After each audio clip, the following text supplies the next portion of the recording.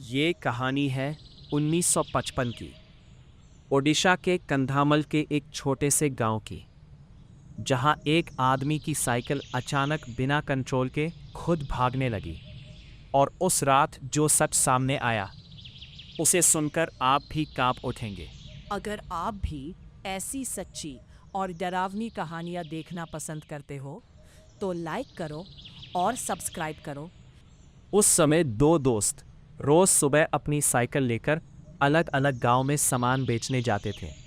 दोनों की जिंदगी सिंपल थी, लेकिन एक दिन सब कुछ बदल गया। उनमें से एक था भिखारी साहू। एक दिन वो पसारा नाम के एक गांव गया। ये गांव पहले से ही अजीब और डरावना माना जाता था।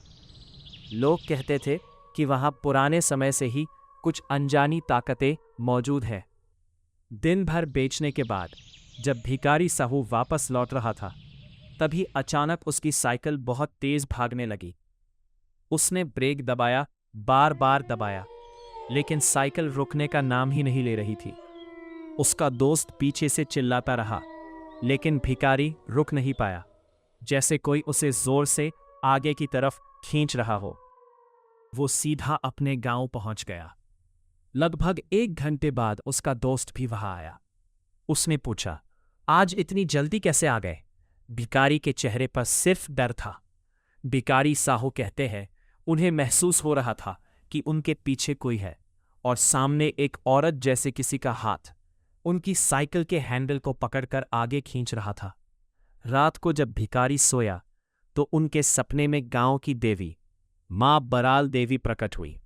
उन्होंने कहा, बेटा, कल तुझे वो मार देता, लेकिन मैं तेरे साथ थी, इसलिए तुझे बचा लिया। ये सुनते ही भिखारी की नींद खुल गई, और अगले ही दिन वो मां के मंदिर जाकर शुक्रिया अदा करने लगा। तब से लोग कहते हैं, मां बराल देवी हमेशा अपने भक्तों की रक्षा करती है। अगर आप भी ऐसी सच्ची और डरावनी कहानियाँ देखना पसंद करते हो तो लाइक करो और सब्सक्राइब करो, क्योंकि अगला किस्सा शायद और भी ज़्यादा खौफनाक हो।